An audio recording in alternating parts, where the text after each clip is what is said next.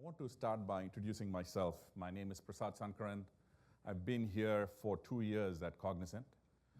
Prior to Cognizant, I spent 25 plus years in the industry at the intersection of technology and industry, largely at Accenture, where I was a senior managing director, did a lot of global leadership roles. And after that, I was a senior partner at Bain & Company. I was a leader in their enterprise technology practice and also part of their private equity groups. I'm going to be joined today by my colleague Vibha, and she and I are going to talk about two topics, platforms and engineering. And Ravi touched upon both, but what we want to be able to do at the end of the session is really leave you with a good view of what we're talking about. So before I jump into the first part, which is platforms, I want to talk about how I'm going to take you through it.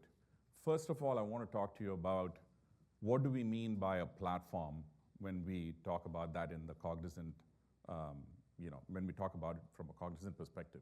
There are multiple types of platforms. Second, I want to talk to you about how a platform fits within a client's ecosystem. Then we'll deep dive into a specific platform, and I'll use one of my own, which is FlowSource. Ravi touched upon it. It's something that we use in software engineering to drive huge amount of hyper productivity, and we use that through a lot of the new AI that's available, co-pilots, LLMs, and so on. And then we'll get into the last slide, which is going to really be about the kind of results that we're seeing. So let me talk about how, when we talk about platforms, what do we really mean by platforms at Cognizant? So over the last several years, our clients have been on a journey to get on the cloud and to become digital. However, they have a lot of legacy that they haven't been able to decommission. So it's been a combination of legacy as well as cloud as well as digital technology. This requires a lot of talent and budgets that they're short of. And as Ravi pointed out, over the last couple of years, you've seen the significant pace in AI development, lots of new things coming out. Lots of diversity in the ecosystem, whether it's in cloud or in AI. And clients are really struggling with that, what to pick up, and the time to implement is significant. So what we are doing is two things. We're offering what we call repeatable software solutions, but at an enterprise scale. And that's what a platform essentially is. But what it also does is it satisfies that last mile challenge for our clients. So they're able to take that, drop it into their ecosystem, and it directly connects to provide the last mile connectivity. What are some of the benefits? First of all, it's inexpensive to do that rather than them trying to do it themselves. The second is it can be done very quickly. Speed is of essence, high quality, and most importantly, it's going to drive hyper productivity for us. So what I'm going to talk about, a lot of these things around platforms really drive vector one that Ravi spoke about.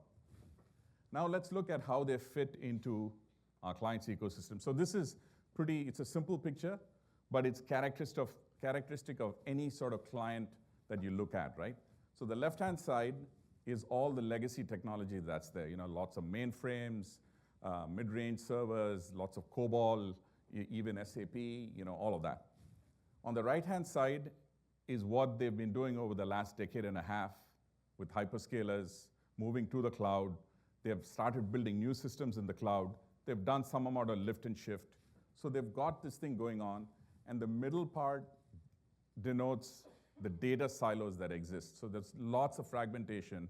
And my colleague Naveen is going to talk about the data challenge because there is no AI without data. So we have to be able to solve for that as well. Therefore, we came up with a platform approach that really solves three things for our clients. The first thing is helps them with innovation. So how can you quickly drive innovation? So I'll talk about that a little bit with FlowSource. Babak will touch upon that when he talks about other aspects of our Neuro IT suite. It's how can we get there quickly? How can we give our clients a sustainable competitive advantage to drive this through? The second thing that we do is how do we address the legacy? How can we move the legacy, hollow it out, move as much of it to the cloud, and decommission as much of it? That's what our modernization platform, SkyGrade, and I'll talk about it a little bit, and Ignition, which Naveen will talk about, help us do. So they do two things. One is they hollow out your legacy, And the second thing is they move a substantial amount of it to the modern technology, and therefore you're able to, able to make that work with, it's interoperable with the new, so to speak. And the last thing is you talk to any CIO, and they'll tell you that a substantial part of their spend is still running their estate, running the old, running the new.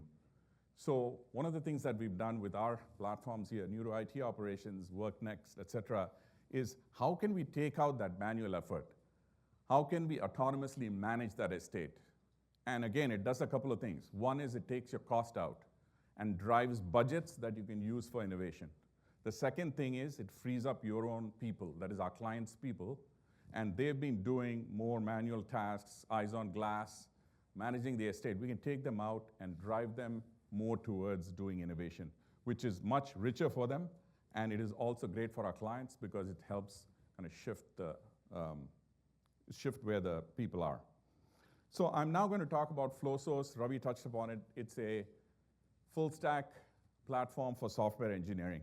So when you go back a couple of years, before the advent of AI tools, you had designers, you had developers, and you had testers working together. What we're doing now through FlowSource is bringing this cross-functional team together, and they're able to now have a similar unified experience, and all of the tools that we're talking about are subsumed under this FlowSource platform. And by the way, if you get a chance, I can show you a FlowSource demo during the break. It's very impressive. It uses LLMs. It uses whichever code companion you want to use. You want to use GitHub Copilot, that's fine. You want to use Gemini, it doesn't matter. What it does is it generates 20 to 50% productivity, and already we are seeing that 20% of the code where it's applicable is now being written by machines. And that number is only going to go up.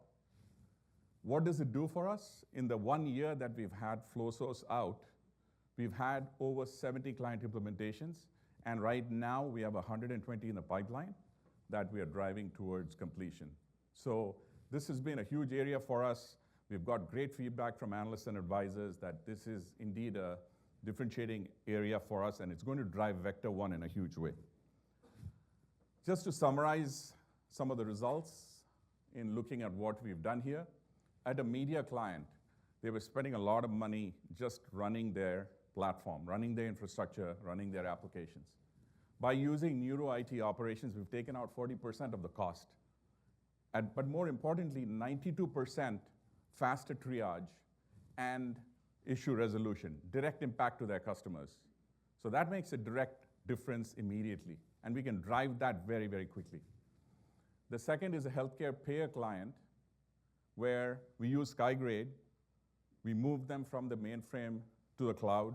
We did it 30% lower cost, as well as migrating 2 billion claims that were sitting on a mainframe database to a database on the cloud. I won't go much into FlowSource, but it really reduces the time to market because of how we're able to bring things together. What has this done for us? It's obviously reduced cost for our clients. It increases speed to market. It helps us rotate IT staff for our clients from just doing the mundane to doing the really nice stuff, really cool stuff that helps them in their careers as well. But more than anything else, and Surya will talk about this, and Ravi touched upon it already, it's a key for us to win large deals. And all of the large deal momentum that we've driven last year and the year before, and we continue to drive today, this is a significant part of it because this is real. What we are driving is real. We are showing real results, and Surya will touch upon it. Like I said, we have over 400 plus examples of where platforms have been used at our clients. Now I'm going to switch to the second topic, which is the engineering opportunity. Like I said, I'm going to talk about one part of engineering, and then Vibha is going to come in and talk about the second part. So as I set up the engineering opportunity, this is how we'll go through it. First, we'll talk about the two parts. One is software engineering, and the other part is advanced engineering and IoT. I want to talk to you about the differentiation because we have one of the largest engineering footprints in the world. Then I'll deep dive into digital engineering, which is my space in software engineering, and I'll show it to you with an example. So if you look at our engineering services, it's all about making our clients' ability to innovate, making them have sustainable competitive advantages over their competition. And there's two aspects to it. Software engineering, which is building custom software for enterprises. So writing a wealth management application or a retail banking mobile app. So it's for our health clients and our banking clients. It's a core of what we do and have been doing. And then we're going to talk about engineering and IoT, which is all about building software for physical devices, which we've all covered in detail. So when I switch over to this part, I have three parts to my software engineering business, which is about 100,000 people and drives about over $6 billion of Cognizant's revenue on an annual basis. The first is design and build, which we call digital engineering, which is actually building those new products. The second is quality engineering and assurance, which is testing it and making sure it works. And some of this we do independently. So a client will call us and say, I'm using these other two companies, but can you come in and assure everything that they're doing? And we have one of the best practices in the world. And then running mission-critical applications across the board. What's differentiated about us? Like I said, we have one of the biggest footprints in the world, and I think these are the factors that bring it together. The first is clearly a global footprint, and truly global. It's not just offshore and onshore, but it is nearshore as well. So it's a three-shore delivery model, and we look at every client and see what is their culture, what is the best way to address it. In some cases, we just do two-shore. In lots of cases, we do three-shore. We're able to have deep skills in Central and Eastern Europe and Latin America, and that's actually driven through a series of specialized acquisitions that we've done over the years.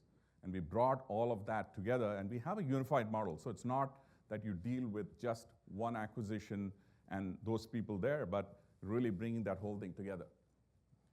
The other thing that we're able to do is really look at proximity of our clients from a Central and Eastern Europe standpoint, and Manoj will talk about some of the benefits, but there's a language benefit. There's a time zone benefit for LATAM to the US, for Central and Eastern Europe to our Western European clients, and so on. So really, it's a question of bringing this together in that global footprint.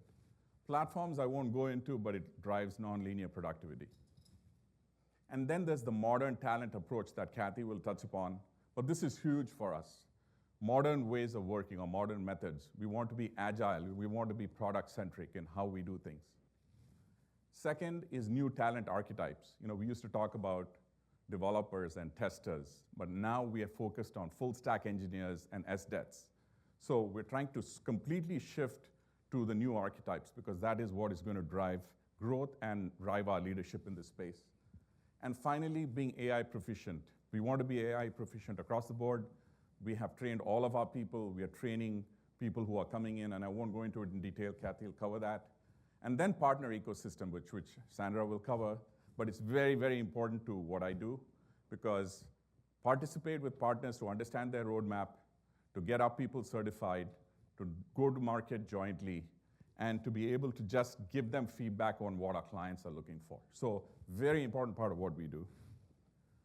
And lastly, I'm going to cover a couple of slides on digital engineering, which is that first part that you saw. This is all about building new products. So there are two motions to it. Clients are looking for new digital applications that we want to build, which is all about building the latest mobile app or building the latest platform app. We build that in an agile manner. We make sure that it's AI infused. We build it with the business first in mind. So it's all about building new stuff. The other thing is the $2 trillion point that Ravi spoke about. So there's a ton of legacy out there. And even as we get more productive, there's going to be all of this work still to be done because we have to take this backlog out. We have to take this to the cloud. We have to make this modern. So this is a huge part of what we do. It's technology and business-led. We're taking that, the tribal understanding, as Ravi said, that we have, and then being able to convert all of this to the new. So let me bring it alive with an example. So we've been working with a leading bank in the US. It's been a few-year journey. The bank actually asked us to come initially and said, we want you to look at the user experience and kind of redefine it for us. So we said we're going to get engaged on digital transformation, on product strategy, and then bring a unified experience. The results are that they have the #1 consumer mobile application in banking today. It's easily the best in the US and well recognized. The other thing is 77% of all consumer interactions in banking now are digital, and we continue to increase that. So that's what we came to do. And that's the left-hand side of what you saw before, that is building the new product. But we've enhanced our relationship to where we've been able to tell them, look, you've got mainframe that you need to move to the cloud. You've got to reimagine your banking software.